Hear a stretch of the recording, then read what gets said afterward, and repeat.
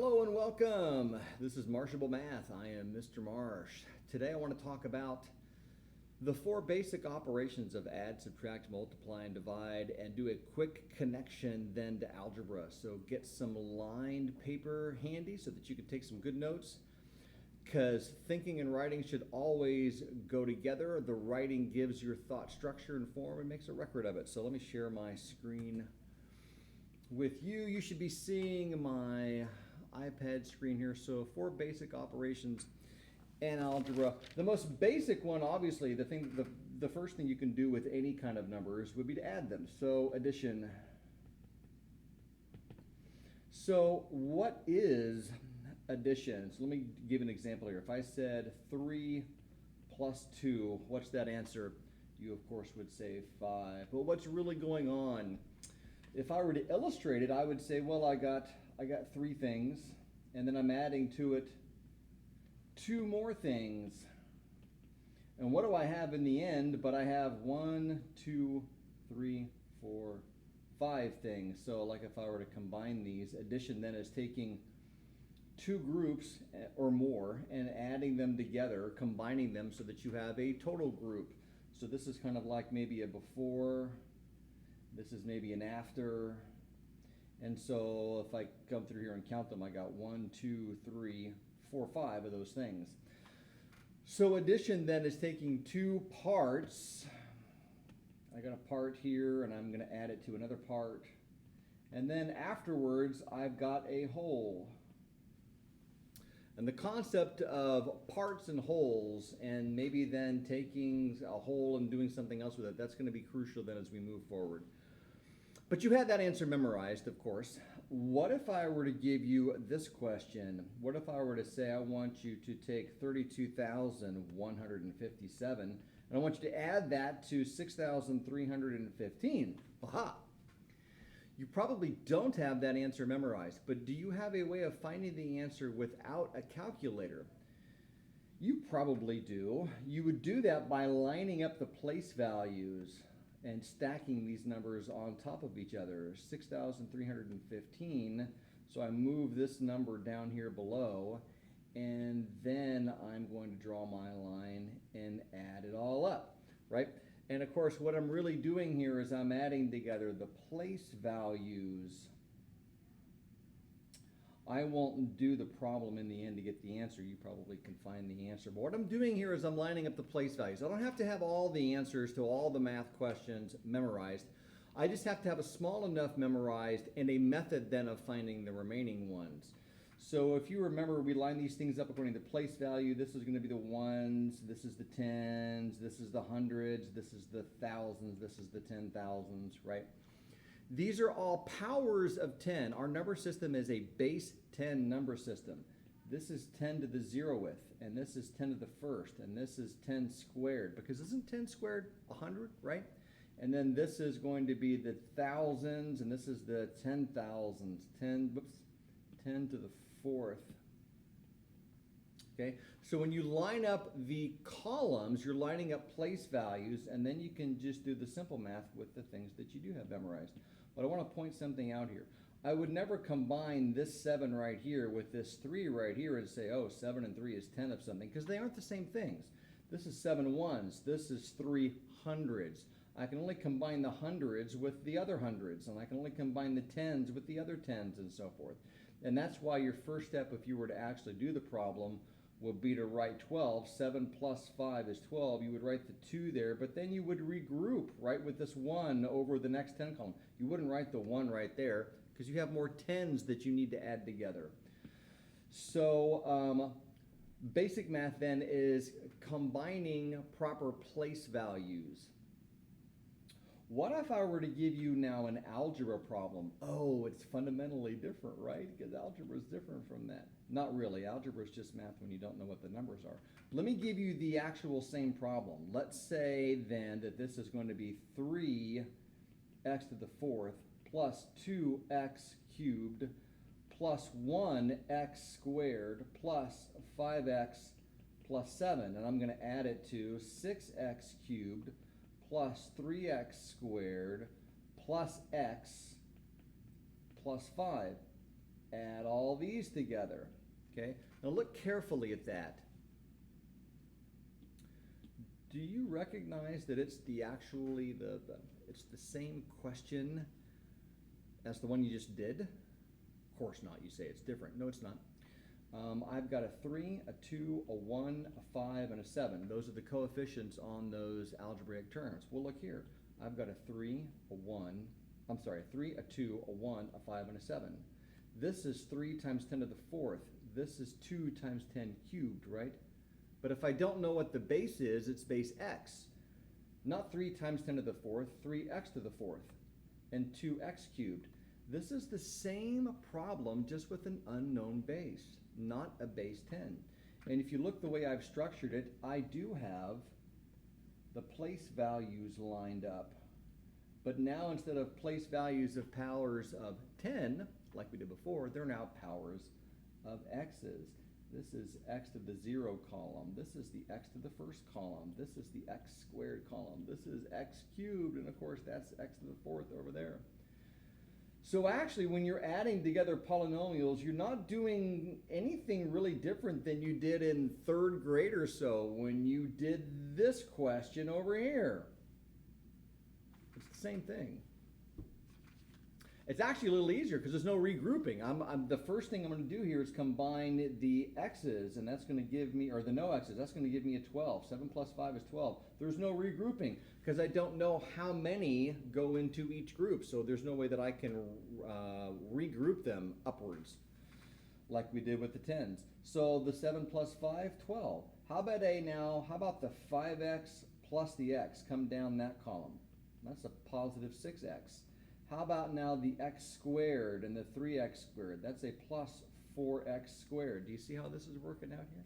And then a plus 2x cubed plus a 6x cubed plus an 8x cubed.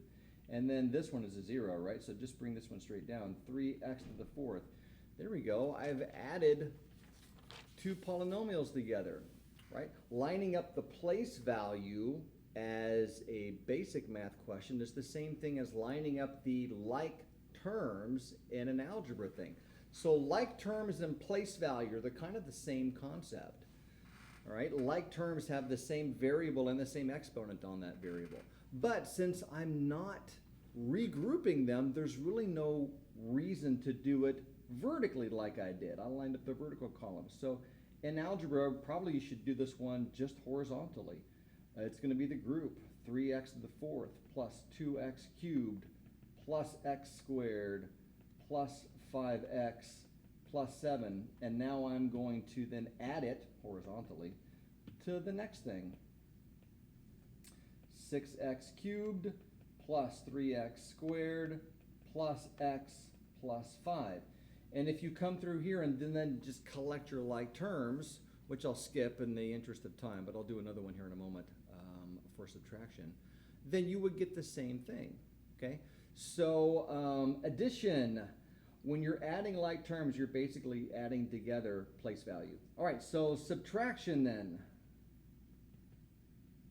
What is subtraction?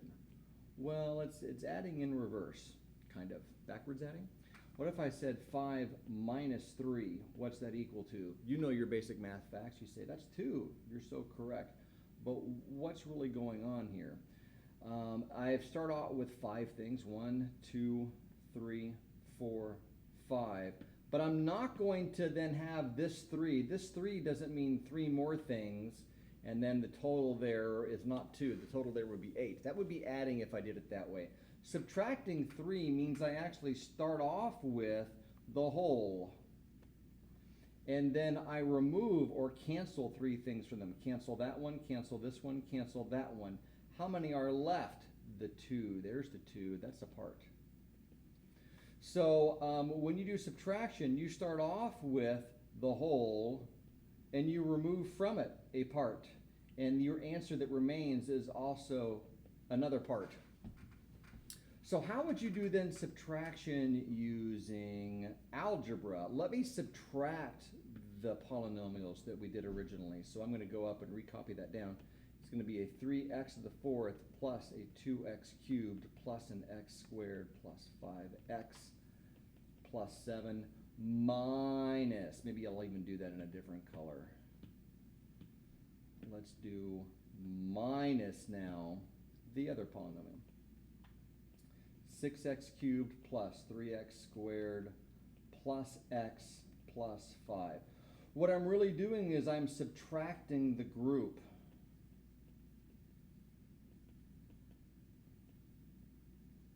Subtract the group, which means all the terms. A lot of students will just subtract the very first one. They'll do the minus 6x cubed, but then they'll keep this a positive 3x squared and so forth. No, the parentheses here, the grouping thing says minus everything. So the way I want you to think about it is like this. In order to subtract the group, we're going to think about it just as a minus 1 times the group. Do you see that structure there, like a distributive property, right? So the first step is going to be to distribute that negative 1. So when I remove the grouping symbols from the first group just by like eliminating them, there's no problem with that. 3x to the fourth plus 2x cubed plus x squared plus 5x plus 7. I just remove those. There's no need for those. But I can't just remove the parentheses on the second group. I have to distribute the negative in. So it's going to be a negative 1 times the 6x cubed minus 6x cubed. I just keep the line going then on the left. And then a minus 1 times a positive 3x squared minus 3x squared. And then I get a minus x and then a minus 5. So the first step is to distribute that negative in. Basically, it's changing the sign of all the terms in that group. Now, they all happen to be positive, so after I change them, now they're all negative. But sometimes maybe subtracting a negative and so forth. So just change the sign of everything, and now I can add up these like terms. Here's my method for adding like terms. I'm going to start at the front end, and I'm going to circle the first term, and I'm going to look then through the remaining row. Look through the rest of it. Do I see any more like terms? Like terms has to be an x to the fourth on this one. Do I see any more x to the fourths on this one? No. So I'm done with this one, and I cross that one out, and I just get a 3x to the fourth. There's nothing there to combine, right? Just like before when we did this one right here, there was nothing there to combine right there. There was a 0 there. There was a 0 here, right? So I just get the first piece. Now I move on to the next one, and I'm going to circle the 2x cubed, and I notice I circle the sign with it, positive 2x cubed. And then I look down the row. Do I have any more x cubes? Oh, yes, I do. Here is one. Negative 6x cubed. Notice I circled the sign with it. Okay? When you circle the term has got 3 parts: a sign, a number, and the variable. You got to circle all 3. Now all I have to do is pay attention to what I've circled here. Positive 2x cubed minus 6x cubed. Positive 2 minus 6. Negative 4x cubed. And then I cross those out. And now I don't have to think about those ones again. So this circling and then crossing out is a management tool that I use to think. The writing of this algebra method is helping me to be precise in my thinking process. I'm going on now to the next one. X squared minus 3x squared. That's a positive 1 minus 3 minus 2x squared. And then I'm done with those. And then a positive 5x minus x. That's going to be what? A positive 4x. Then I'm done with those. Whoops, done with those. And then a negative 5 and a positive 7 plus 2. Okay, there we go. So when you do subtraction of polynomials, subtraction of algebra things, distribute the negative, collect your like terms. Or another way to say it is change all the signs of the thing that's being subtracted and then add the terms together. Okay, that'll be important later on when we do polynomial long division. Okay, so addition and subtraction. We've got 2 of the 4 operations down. The next one is a special way to add, and that would be to multiply. Multiplication is just repeated addition, addition of the same thing. So if I said 2 now times 3, you know that that of course is 6, okay? Notice I'm not using x. Don't use x for multiply. X always means a variable. If I were to show this with like little symbols or something like that, I've got 2 things and then I've got 3 things more. So in the end, I've got how many there? Not 6, I've got 5 because what I'm illustrating is addition. When you do addition, the number 2 or the number 3 tells you how many elements are in each group. But when you multiply, that's not true. When you multiply, you've got this going I've got a group of 2, and then I've got another group of 2, and then I've got another group of 2.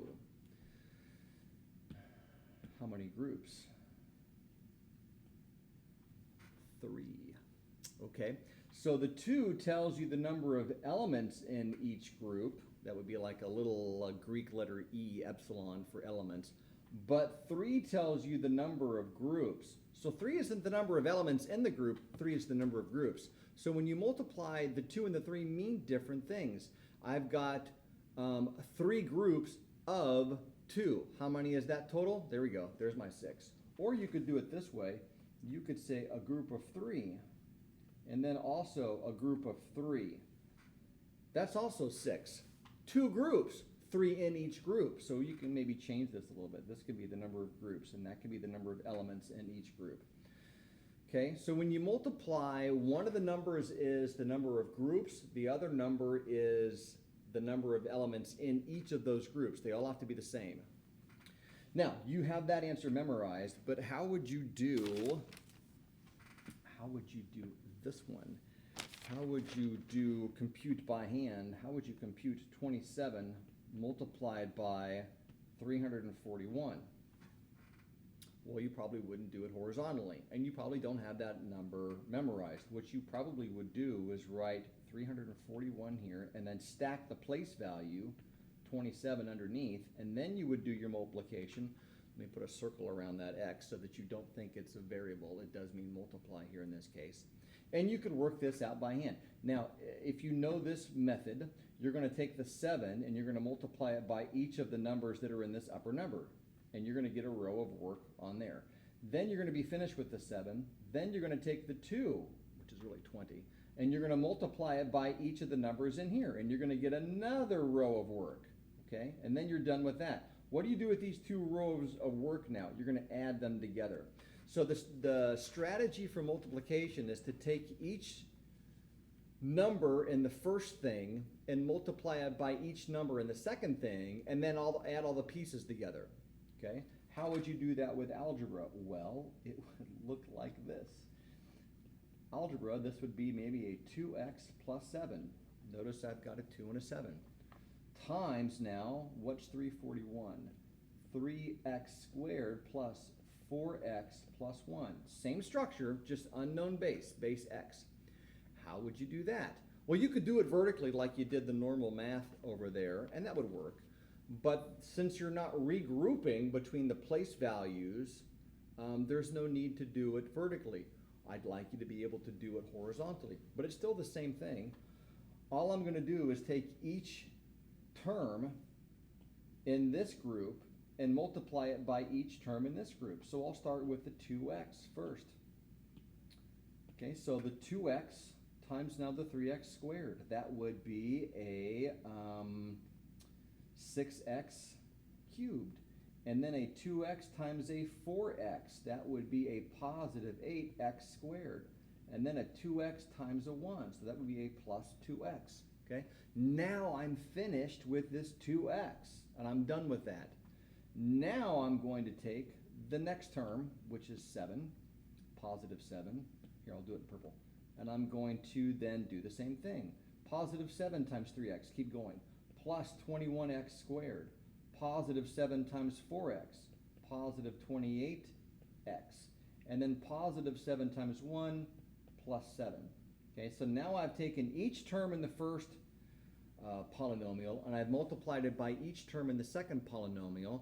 And then the next step would be the same thing that I did right here, and that would be just to collect all the like terms. The same thing, add them all together. So if you add all those together, you should be able to come up with the answer. Okay, I'll leave that for you as an exercise. I'm going to move on. And the fun one is kind of division. So if multiplication is repeatedly adding the same thing, what do you think division is? It's repeated subtraction of things, the same thing in each group. Let's see here, 10 divided by 5. You know what that is. That, of course, is 2. What does that look like kind of with the concept? Well, let me start off with 10 things. Again, order is important with this one. It's the whole, and you're gonna something with the 5. So the whole is 10. 1, 2, 3, 4, 5, 6, 7, 8, 9, 10. So the 10 is the number of things that I have to start with. 5 could be the number of things in each group. So I need to somehow repeatedly subtract 5 things. So I'll do it first here. 1, 2, 3, 4, 5. There's one group. I'll pull that off. And then the next group is going to be 1, 2, 3, 4, 5. There's the next thing I pull off. I've repeatedly grouped the 10 into groups of 5. Now the 2 tells me then how many groups. Notice I have 2 groups there in red. You could do it the other way as well. You could do 1, 2, 3, 4, 5, 6, 7, 8, 9, 10. And you can say, instead of 5 elements in each group, let me do 5 different groups. How do I pair these up so that I have 5 different groups? You would do groups of 2. 1 group of 2, 2 groups of 2, 3, 4, 5 groups of 2. Notice there's no remainder on these. These 10 is divisible by 5 evenly. Okay? But what if you did have a remainder? What if I said 9 divided by 4? Let me reduce each one of those by 1. Okay, 9 divided by 4. You might know, just from basic math, that that's going to be 2 and what? A fourth? We'll talk about this in a second. But let's see what this looks like. It would be 1, 2, 3, 4, 5, 6, 7, 8, 9. And it doesn't matter how you do it. Let me pull off a group of 4. There's a group of 4. There's a group of 4. Notice I have 2 groups of 4, but I have 1 remaining. So 2 and a fourth. Let me do something a little strange. Let me do this a bit differently. Let me take 9 and let me rewrite 9 as 8 plus 1. Can I do that? Isn't 9 8 plus 1? Yes, it is. And then let me divide that by 4. What's going on here is this. Let me back up here. How did I do 10 divided by 5 was 2? Can't I say that that's going to be then 5 times 2 divided by 2? Divided by 5? And isn't 5 divided by 5, isn't that 1? Isn't that just a canceling thing? And then all I'm left with is 2, which is my answer. Does that kind of make sense? When you divide, division is kind of like backwards multiplying. So only things multiplied can be canceled by division. Now you know this by instinct. You know that 10 divided by 5 is 2. You didn't have to do it this method, but you understand what I did, right? The 5 multiplied by the 2, something times 5 gets canceled out when you divide by 5, and all you have left is the 2. I'm going to do the same thing over here. But this one doesn't go into it evenly. So I'm going to say this. I'm going to split this out and say I can say that that's 8 divided by 4 plus 1 divided by 4, right? Since it's everything divided by 4, then it's each of those terms then divided by 4. So if I simplify this, it's going to be 4 times 2 over 4 plus, and then I can't reduce that one at all. Do you see that if I follow this through to its conclusion by canceling the 4 times 2, and then divided by 4, these cancel, I'm going to get 2 whole plus 1/4. Do you see that that's my answer then right there? Now you say, why would you do it that way? Well, we're going to need to do it that way when it comes to algebra. But before I do that, let me show you some illegal canceling. Here's some illegal canceling. Somebody's going to come along here and they're going to say, oh, the 8 and the 4 cancel, leaving you a 1 and a 2. So the final answer is 2 plus 1. The final answer is 3, Mr. Marsh. I'm going to tell you, no, you can't do that. Division does not cancel things that are added, only things that are multiplied. Okay? Only things multiplied can be canceled by division. That's illegal canceling. It's all of those terms divided by 4, not just the first one. It's the 8 divided by 4 plus the 1 divided by 4, which is why we split it out into 2 different parts. Okay? Now, how does this show up then in algebra? All right, so let's say we had something like 12x cubed plus 20x squared, I don't know, minus 4 x, and then all of this divided by 4x. The illegal canceling is going to say, oh, this cancels with that, so my final answer is just going to be this group right here. But no, it's not just the last term divided by 4x, it's all the terms divided by 4x. So let's stop with this illegal canceling, and let's take each one of these terms, there's 3 of them in the numerator, and let's break it out. This is going to be 12x cubed over 4x, and then plus the 20x squared, it also divided by 4x, minus 4x also divided by 4x. Now let's simplify this out. What's 12 divided by 4? Those cancel, giving me a 3 over 1. And then this x cancels with one of those x's right there. So what do I have left? 3x squared. Okay. Plus 20 divided by 4, that gives me a 5 left in the numerator. And then this 1x cancels with that, giving me a 5x that's left there. And then both of these things cancel, which doesn't give me 0. It gives me 1. Okay. There we go.